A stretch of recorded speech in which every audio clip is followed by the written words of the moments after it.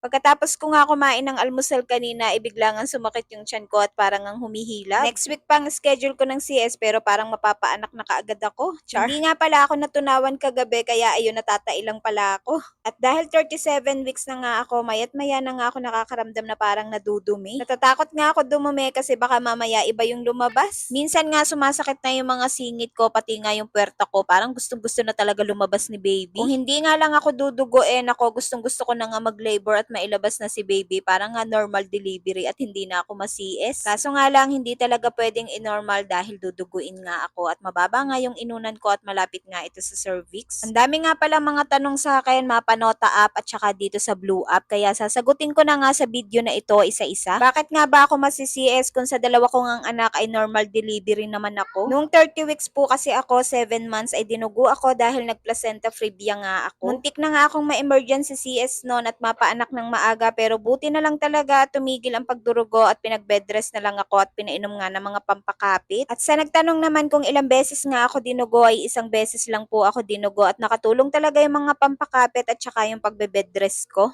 At from placenta previa ay umisod naman siya ng konti kaso nga lang marginalis siya at hindi pa rin pwede i-normal dahil malapit pa din ito sa cervix. Kaya nagdesisyon na lang ang OB na i-CS na nga ako dahil delikado nga yun para sa akin at para sa amin ni baby dahil duduguin nga ako ng madami. Kaya hindi ako pwede mag-labor dahil once na mag-labor ako at bumuka ang cervix ko ay doon na nga mag-uumpisa ang pagdurugo. Kapag nangyari yun, posibleng masalinan ako ng dugo tapos mahihirapan nga din si baby sa loob habang nagle-labor ako dahil dinudugo nga ako at posibleng ang maubusan siya ng oxygen. Dahil alam naman natin na sa placenta nga nanggagaling yung oxygen ni baby. At sa mga nagtanong naman kung ilang weeks ba ako isi-CS at bakit napaaga dahil November 2 pa nga yung talagang due date ko. Sabi ng OB, 39 weeks daw talaga sila nagsi-CS pero dahil may GDM nga ako ay pinaaga niya ng isang linggo at ginawa na nga niyang 38 weeks. Kapag daw kasi may GDM ay bawal nga daw patagalin. Pero okay na din sa akin ng 38 weeks dahil madami na nga ding sumasakit sa akin at kapag nanganganak talaga ako ay palaging 38 weeks nga. Kaya ito, unti-unti ko nang inaayos sa mga gamit ni baby at siya na nga lang ang inaantay namin. Ang dami-dami nga nakalagay dito sa kanyang bathtub at ang dami-dami nga nakapatong kaya ito at nililinis ko na nga at inaalis ko na yung mga nakapatong. Habang nag-aayos nga ako dyan ay sumasakit nga ang tiyan ko kasi nga nadudumi na ako. Kaso nga lang maya-maya ay nawala nga din. Sa mga nagtatanong pala ng link kung saan ko nga nabili itong drawer ay ilalagay ko na lang sa may comment section ang link kung saan ko nga ito nabili. At dahil sa orange app ko nga ito binili, wala nga akong maibibigay na yellow basket sa Nota app. Mukha nga ang dami nagkagusto dito sa mini drawer na to. Paano ba naman, napaka-space saver nga niya at ma-organize na nga ang mga gamit ni baby. O siya, sana lahat ng tanong nyo ay nasagot ko.